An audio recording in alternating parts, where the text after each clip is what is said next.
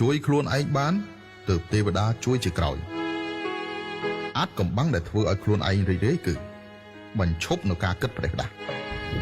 ការព្យាបាលខ្លួនឯងឲ្យបានល្អបំផុតគឺរវល់និងឆាប់ចូលដេកដាច់ខាតកុំដោយសារតែ5នាទីនៃការមិនសប្បាយចិត្តធ្វើឲ្យប៉ះពាល់ដល់ភាពរីករាយរបស់អ្នកដល់ទៅ23ម៉ោងនិង55នាទីឲ្យសោះបើមិនដូច្នេះទេគឺគ្មានតម្លៃឡើយមនុស្សគិតចេញគឺជាសុភមង្គលគិតមិនចេញគឺជាអពមង្គលភាគច្រើនមិនមែនដោយសារកិច្ចការទៅមិនរួចនោះទេប៉ុន្តែគឺដោយសារចិត្តខ្លួនឯងទៅមិនរួច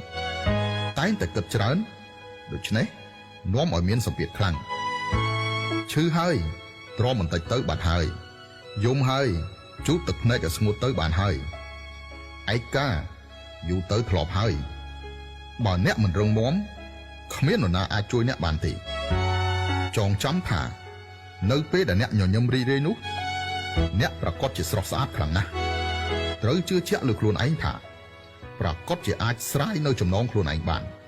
ជួបប្រទះនៅខ្លួនឯងដែលស្រស់ស្អាតនិងរីករាយបំផុតពិបាកត្រូវគិតឲ្យធូរយូរត្រូវគិតឲ្យឆាប់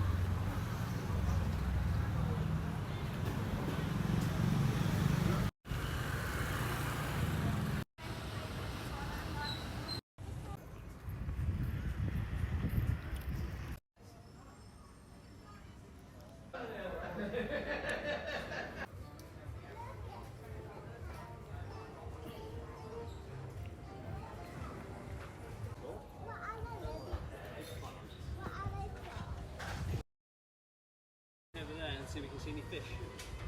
Or frogs. Big fishes. No.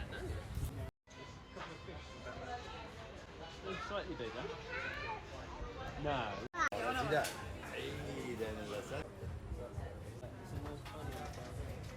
Oh, I see something.